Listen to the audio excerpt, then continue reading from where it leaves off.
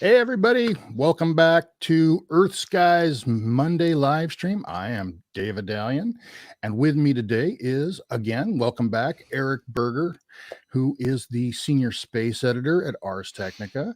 He is also, get this, he's a meteorologist and an astronomer. If you want to know something about the sky, this is your man right here. Oh, and he's also a Pulitzer Prize nominated author, and I've got his latest book right here. This is Reentry, which is the follow up to Liftoff, which is a series of books detailing the history of SpaceX and its amazing climb from a laughing stock. It was a laughing stock startup. Other companies' employees would literally gather at the fence to laugh at SpaceX, and now they are the world's leading launch provider, commercial launch provider. Eric, how you doing? I'm doing great, Dave. Thanks very much for having me on.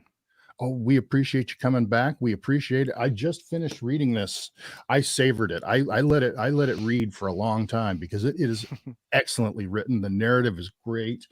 I love what you've done. You don't tell us anything about SpaceX. You don't tell us what to think. You just give us the situation. You interviewed these people. You got the primary players, including Mr. Musk, and you just lay it out for us. This is what it is like to have the SpaceX experience. Tell us about it. Tell us all about it. Yeah, I really wanted to put readers inside the Launch Control Center, at the launch pad, at the company's factory, and help them feel and sense what it was really like to be there, turning the wrenches on the rocket, making the difficult decisions, having the difficult meetings with Elon Musk and his interesting management style. And Interesting is the right word for it, but we seem to have noped out on Eric here just for a second. Oh, there you dropped out there for a second on my end. Hopefully it was just me. I hear you, Dave. Anyway, Having some internet problems here, I guess. I'm not sure. it's okay. We'll just soldier on. We'll be like SpaceX. We'll just attack this problem head on, and that is essentially what they do at SpaceX, isn't it? They have as you say, a unique approach.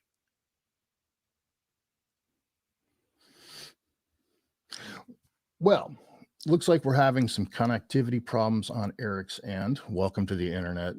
I can't believe we're 30 years into this and still experiencing these delays. It's not as bad as the old days, I'll tell you that. We never dreamed about being able to do this.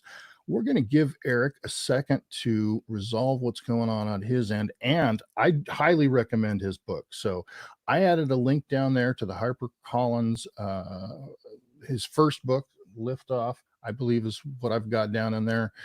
Look around for that. Oh, yeah, and we've lost Eric temporarily. Hopefully it's temporary, and hopefully he'll be back with us. In the meantime, a lot of you may not appreciate that EarthSky is a nonprofit. We're a dual company. We have a for-profit side, which is why you see the ads when you go to our website. That's paying for that end.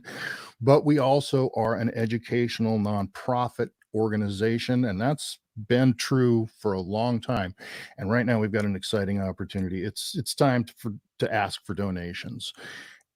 And that's important because you guys are an integral part of the EarthSky team. We need you. And right now we have a $50,000 donation. It's just sitting there waiting for matches. So also down while you're liking, while you're subscribing, you'll also find Eric. Welcome back. Hey. Anyway, as I was saying, down in there, you'll find the donation link, help EarthSky, help support earthsky.org. And so you are integral. You are part of the team. We need you. And we need you too, Eric. So anyway, where were we, buddy? I need to switch to Starlink internet, I guess. I guess so. So I was just talking about how the goal with Reentry really was to take readers and put them in the middle of the action. Anyone who's interested in the story of SpaceX for the last 10 or 15 years has seen the launch webcasts, has seen the landings, and it all looked pretty easy, right? From this side of the camera. Yeah. And if you go behind the scenes, it was just major challenge after major challenge. In a lot of cases, they were making things up kind of as they went As along. they went along. So it really was As just they trying to went take along. readers and help them see just how immense those challenges were and some of the inventive solutions that the engineers at SpaceX came up with. So I'm on page, what page am I on? I'm on 262. And we're talking about things better look like a goddamn beehive 24/7. That's a direct quote from Mr. Musk, from Elon himself. And they just had a dramatic AMOS, the Amos 6 explosion. This is back in 2016. And he wants a camera. He wants a camera on the work site to make sure that everybody is going. The thing better look like a goddamn beehive 24/7, Musk said. If it doesn't look like a goddamn beehive 24/7, that's effed. That's why I'm asking for a time-lapse camera. I really just want to know, does this look like a busy beehive? Because if it doesn't look like a busy beehive 24 hours a day, that's effed up. If we need to hire more people or get more contractors, we should get that. And if you say, well, I don't know how to do it, let me know. I'll help you, but don't not do it. I found that particularly telling. That is the Elon Musk management style in a nutshell. Well captured, sir. Comments? He has a way of motivating people. So that quote was from September of 2019. And what was really interesting about that is, this was at a time when NASA was really pushing SpaceX to complete Crew Dragon and Right. get off its dependency on Russia to fly astronauts to the space station. But Elon in that moment was not focused on Crew Dragon. That quote was actually in context of the first Starship Mark 1.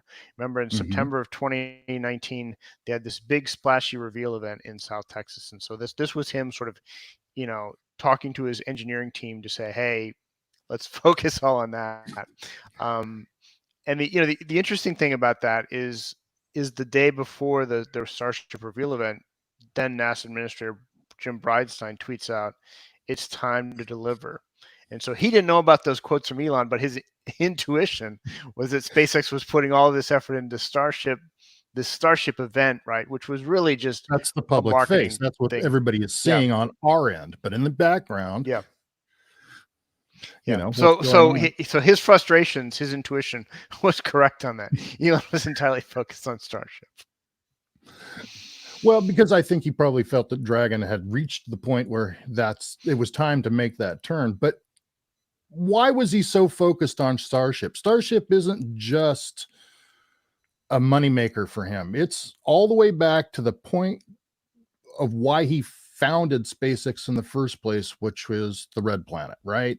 That's the entire goal of this enterprise, of Tesla, apparently, of Starlink. Just to put that in context for us, what's going on in Elon Musk's head? Well, he'd been interested in Starship for years. And so while Crew Dragon was super important to NASA, for him, he was really wanting his teams to push forward on Starship. And so that was the focus of the company and their, the primary work of their engineering teams.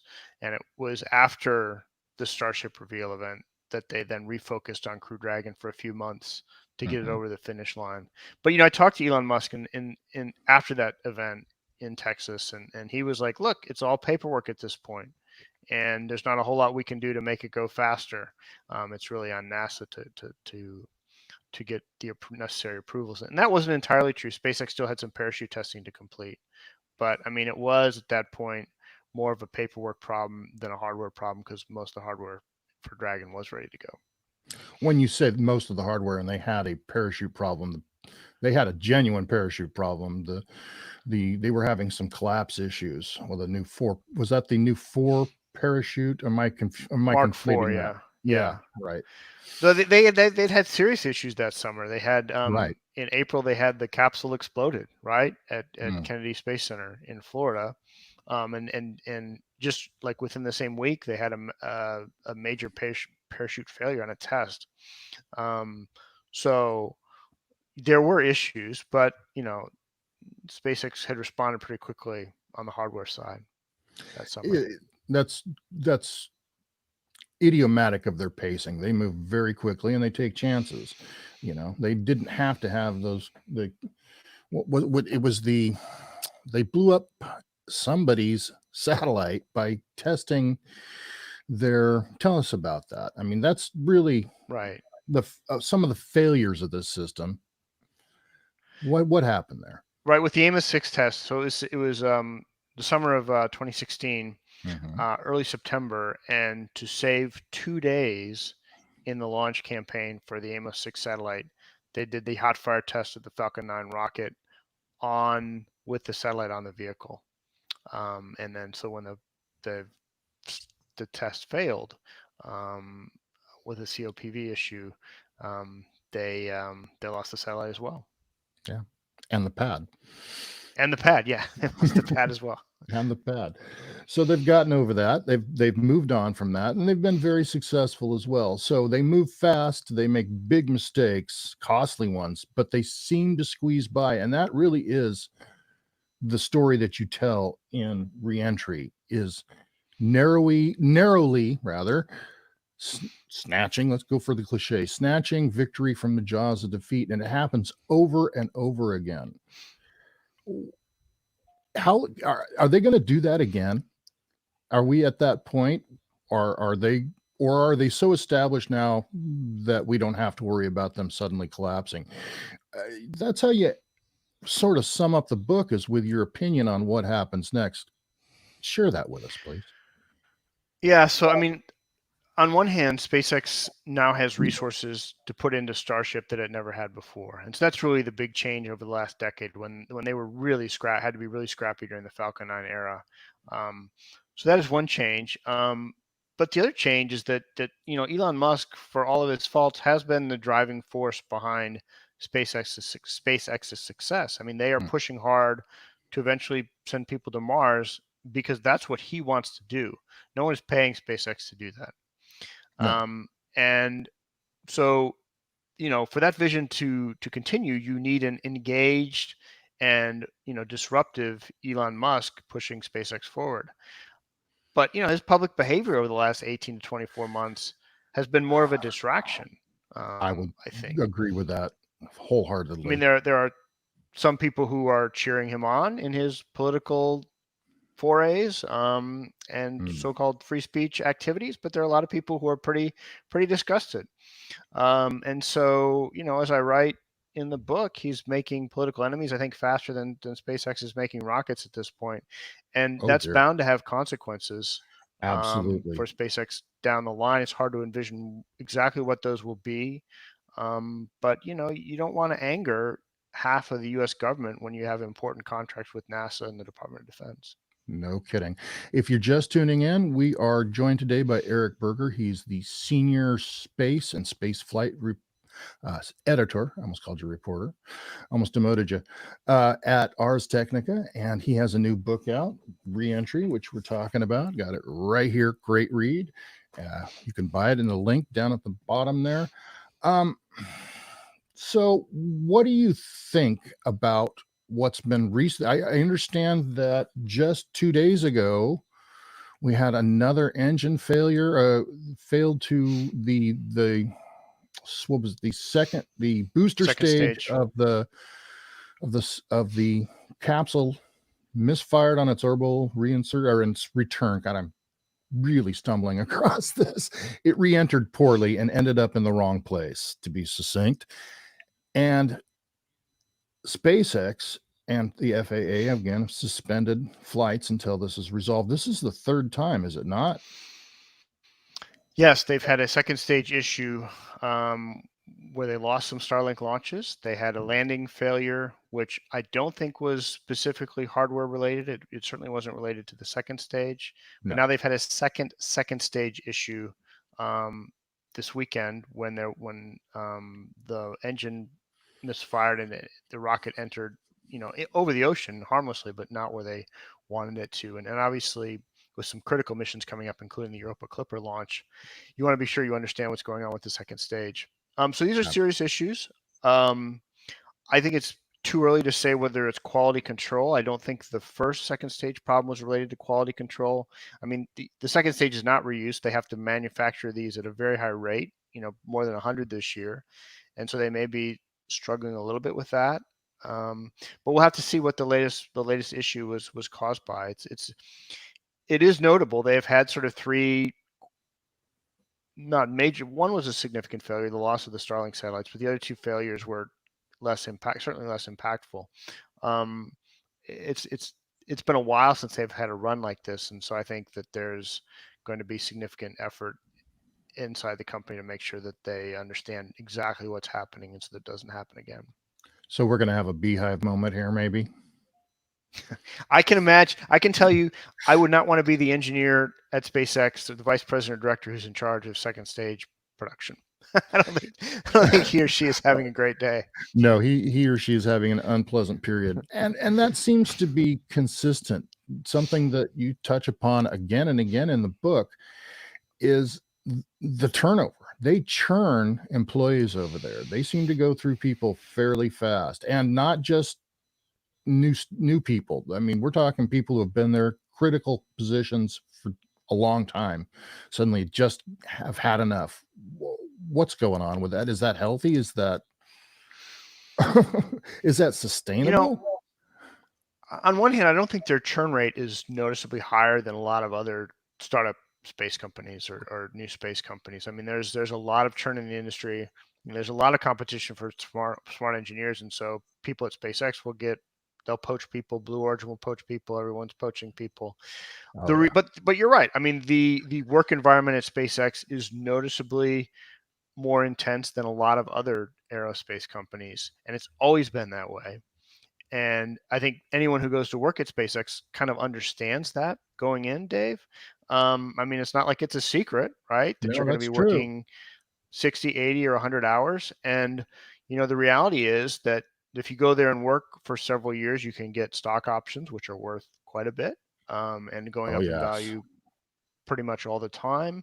And also, once you leave SpaceX and you have that experience on your resume, you're a pretty hot commodity in the space industry. And so people go there and work very hard. Some stay for quite a while. Some leave after a couple of years. Some don't make it, at all. But if you go through that environment and persevere, I mean, it's, as I say in the book, it's like basically getting a PhD. It's a Harvard PhD in rocketry, essentially. Yeah, no kidding. It's trial by fire, real literal trial by fire. What about some of the other startups? I don't really think of SpaceX as a startup anymore. I do and I don't, because they are certainly innovative and they're certainly on the cutting edge. But there are others. I'm thinking specifically of, you would draw a blank, Dave. Well, there's Sierra Space and the space plane. We had three. You know what? I'm going to change track just a moment.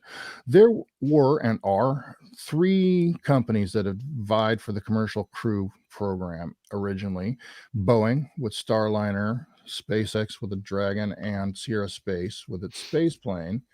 And we've seen various levels of success from all three. What do you think about Boeing? What do you think about what's going on with Boeing right now? I understand. Is it important to continue Starliner? Let me ask you that. I think it is, and I have my reason. What's your opinion? I don't think it's that important, to be honest with you. The reality is that the International Space Station is likely going to be retired in 2030. That's 6 years from now. And I think at most there would be 3 or 4 operational Starliner missions. That is something that Dragon could easily pick up. And even if Dragon, God forbid, has some kind of a failure, it still has enough of a track record now that that's a kind of an issue that could be probably resolved. And the vehicle itself has fundamentally proven itself. And so, it's probably, no matter what happens, it's going to be considered safer than Starliner because it's got significantly more flight heritage. And then after 2030, you're going to have maybe 1, possibly 2 at most private space stations up there. And those companies are going to want to fly on Dragon because it's going to be probably 50% the price of a Starliner mission. And the major cost for private missions is always going to be the transportation. So on one hand, it would be nice to have a second commercial crew provider, but it's getting pretty late in the game for that vehicle to come online and make a meaningful difference. I mean, even if Boeing commits to Starliner, which they have not yet publicly, No. and then goes through the whole process of NASA to certify it to flight, it's probably not making an operational flight until at least a year from now, and probably not at least for 18 months from now. So I guess the motivation for Boeing at this point is to fulfill that contract and recoup the money they've put into development, since this is not their typical contract. This is a not a val. What kind of contracts are there? Can you tell us about the kinds of contracts? That's really the fundamental issue, I think, with the commercial crew competition. Boeing, for the first time, came in and tried to work in an environment of fixed price contracts where you bid an amount to provide a service to NASA, and then that's the total that they're going to pay you for that service, and not more. It's not a cost plus type agreement. And Boeing has really struggled in that kind of environment. And we've seen that with the delays in Starliner and the problems they've had where they've not been able to do all the testing. Like with the first Starliner test flight way back in 2019, they didn't do end-to-end software flight testing, and that really bit them. And then now, obviously, we've seen the problems on the second and especially the third Starliner mission. Yeah, And so especially they've not been able to compete with that kind no. of environment. And at the same time, we have no alternative, besides Roscosmo, I suppose, to getting human beings into orbit if something were to happen to SpaceX. I can't see, because SpaceX, we don't have to worry at least about the personality of Musk destroying a company, because SpaceX is a lot more than just Elon Musk, isn't it? Well, I mean, if Elon decided to shut down SpaceX tomorrow, he could. He could. And who knows? I mean, he's an unpredictable guy. I mean, this has been what he considers the most important mission, I think, of his life over the last 20 years. So I don't see him doing that. But I mean, yeah, if you wanted to say that NASA's human spaceflight program right now sort of exists at the whim of Elon Musk, I don't think that's wrong. And if SpaceX were to shut down tomorrow, there would be lots of efforts to get Starliner and flying, but I don't think it would be soon enough. And what would you I mean, fly Elon on? is not going to shut down SpaceX, but he could. No. I mean, it's he has incredible power. He could shut down Starlink. He could just. I mean, we've seen that. He did in Ukraine. So at a critical yeah. point. So yeah. So there is some concern there about that, then, that perhaps we need an alternate source of getting people up into orbit, or maybe more say. The problem, Dave, is that there is no great alternative. No. I mean, SpaceX, the story of Reentry is that they have done things faster, better, and cheaper than all the other competitors. And so they're way far ahead of everyone else in the United States, and in many instances, other countries around the world. Yeah. What about then Rocket Lab? That seems to be a significant company to me, but I might just be buying into their PR. Tell me what you think from your standpoint, your much more informed standpoint. Well, there's lots of interesting launch startups out there. And the United Launch Alliance, SpaceX's longtime competitor, is finally going to get its second Vulcan mission going. And so that will be an important rocket, and that will give the Department of Defense some comfort about getting satellites that they need into space. Not that SpaceX has been an unreliable partner. They've done whatever DoD and NASA have asked them. Actually, they've been fantastic partners, but that would give the Department of Defense sort of the assured access to space they want with a second provider. But then, there is this race to develop a Falcon 9 competitor in the Western Hemisphere. And so Rocket Lab is building Neutron, Relativity Space is building Terran R, Stoke Space is building a bit of a smaller rocket, but they've got a really interesting approach to reusability. So there are some other companies out there. Firefly is working with Northrop on a medium lift vehicle. Oh, really? There are companies that are doing this, but Falcon 9 launched for the first time in 2010, and it took a company working extremely hard and having some luck along the way to get a high flight rate, 8, 9, 10 years later. So you can't really expect these rockets that are just coming online now to be launching 20 or 30 times a year in a couple of years. It takes a Yeah. while to scale up those capabilities. Scale up those capabilities. They have to buy the launch pads. They have to equip them. They have to have the support behind them. Speaking of which, I'd like to thank Natalia Nava, who is our producer today, and she does a great job. You may have noticed that your name changed midstream there, and that's Natalia doing her wonderful work backstream. And anyway, Eric, we have been at it for a while here. You want to go a little bit longer? Is there anything else you want to tell us about?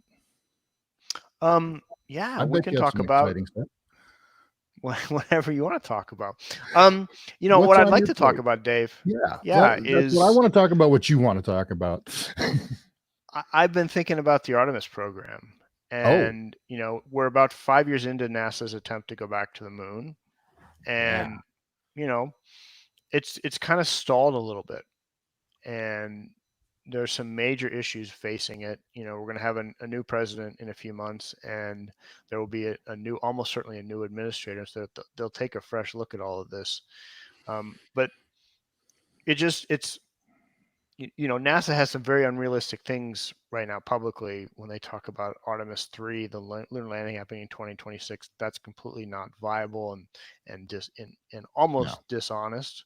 I would Why say. do you feel that way? And well, I mean, they keep whenever you ask them about it, they say we have contracts with our suppliers to deliver by 2026, knowing full well that one or more of these companies are not going to be able to deliver. So it's there needs to be a reckoning. We need to sort of have a plan that's executable and affordable, especially with this flat budget regime. And we need to have a plan, quite frankly, that's not cutting science missions like we saw with Viper and Chandra. And Yeah. and more cuts are going to have to be coming if these the deep space Artemis program costs cannot be reined in. And so I just think that we really need more transparency from NASA and them to make some hard choices about what they're really going to do. Do we really, for example, do we really need a lunar gateway? Can we really afford a lunar gateway if the goal of Artemis is to have settlements on the south pole of the moon? So I'm kind of really interested in how all of this shakes out in the coming months as we sort of get a reassessment of the Artemis policy. And when do you think that'll be forthcoming? When do you think we'll see some changes? Or obviously, with a new administrator, Nelson will be out, and the new administration will bring in their new team. So we looking at then what would that be? Somewhere in January, give them some time to settle in. How long? What's the timeline? Well, it depends. I think if Kamala Harris were to win, then the most likely it's not set in stone, but that probably Pam Melroy would become administrator. And so that would happen probably fairly quickly, within a few months of the inauguration. Because Senate, honestly, I don't know if the Senate has to reconfirm her. She's already been confirmed for deputy administrator. She could probably be made acting administrator at least. And then if Trump were to become president, there's lots of people out there vying for that position right now. But Jim Bridenstine was not confirmed until many, many months after the inauguration, and so that could take quite a bit longer to get a NASA administrator. And we won't see any firm plans until somebody is firmly in charge. Okay, all right. What else do we need to talk about, Eric? I just want to keep talking about the book, but I don't want to ruin it for everybody. I got a question for you. What's the name of the third one? I assume this is going to be a trilogy. What's the name of the next one going to be? Yeah, I don't have firm plans for a third book right now. Certainly don't have a title for it yet. I want to take a break. Eventually maybe I will write about Starship, but we're really at the beginning of that story, not the end. We don't know where that program is going, and so I think it would really be premature to try to write a meaningful book about Starship.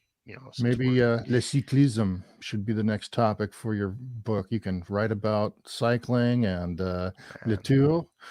Change your focus for a little bit. I would love to write a book about cycling. I tried to get a hold of you during the tour, and you were on vacation. I hope that you were somewhere along the route en France. I wish, but no, I wish. No. Oh, well, someday, my friend, someday we'll go, That's right. ale, ale, ale. But anyway, speaking of ale, let's alani and get out of here.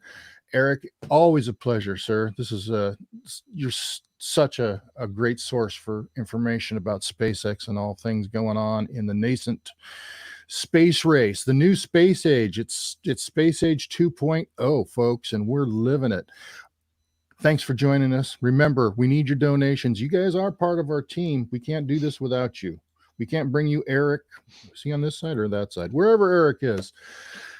We need your help. Check it out. It's in the link down there. We'd love for you guys to subscribe, to like, to join us at earthsky.org. And we will see you next time. Stop. Wait, we have a special. Oh my God. You know what? We have a special coming up here tomorrow. I got to find it. You know what? Go to our homepage. It's there. You'll see it at YouTube / at EarthSky. Thanks, folks. We'll see you next time. Bye-bye.